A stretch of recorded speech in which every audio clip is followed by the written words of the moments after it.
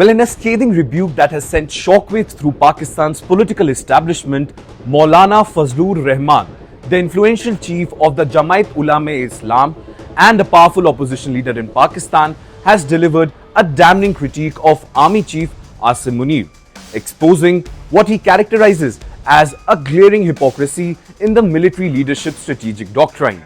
The opposition leader's pointed questions to Munir's cross-border military operation strategy marks a significant moment of dissent within Pakistani political circles, signaling growing discontent with the military regime's contradictory positions on Afghanistan policy and regional security.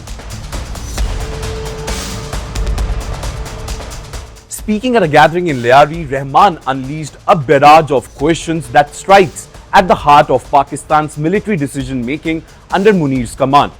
His central argument is deceptively simple yet devastatingly effective. If Pakistan justifies its military strikes against Afghan territory by claiming the presence of enemy there, by what logic does it object when India conducts similar cross-border operation within Pakistani territory? In fact, this is the question he posed on Army Chief.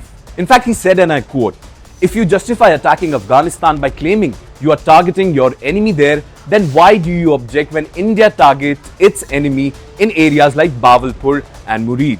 Well, the question exposes fundamental inconsistencies in Asim Munir's military doctrine, one that undermines the very legitimacy of operations he has authorized and overseen.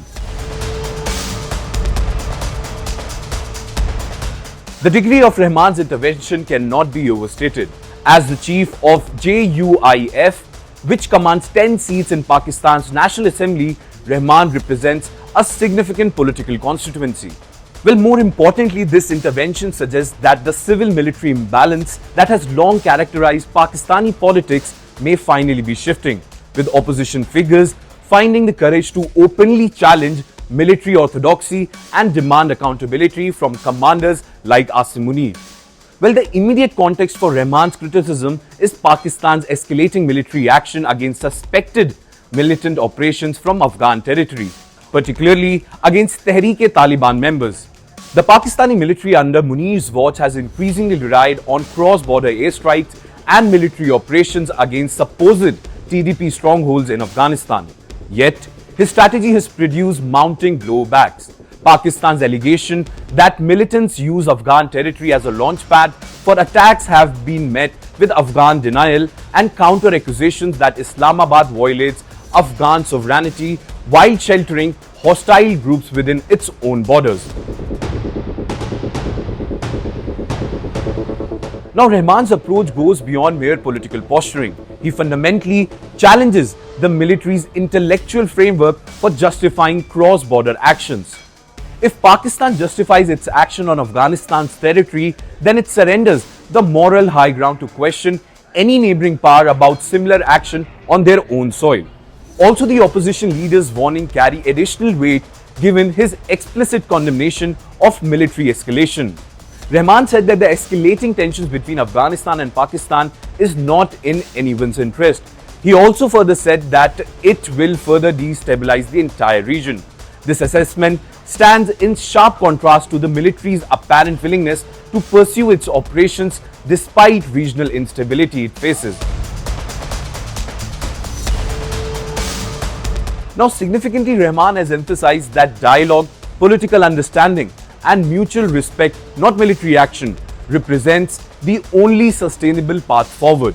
Now, this represents a direct ideological challenge to the military-centric approach that has defined Pakistani strategy under Asim Munir's leadership. Well, the broader implications extend beyond Afghanistan policy. Rehman's intervention signals that Pakistan's civil society and opposition figures are increasingly willing to question military judgment openly. It also suggests that the unquestioned deference to military authority that has characterized Pakistani politics for decades may finally be fracturing. Well, as this debate intensifies, the fundamental question remains: will Asim Munir and the military establishment heed these calls for strategic recalibration, or will they continue doubling down on contradictory doctrine that threatens regional stability and Pakistan's own security interests?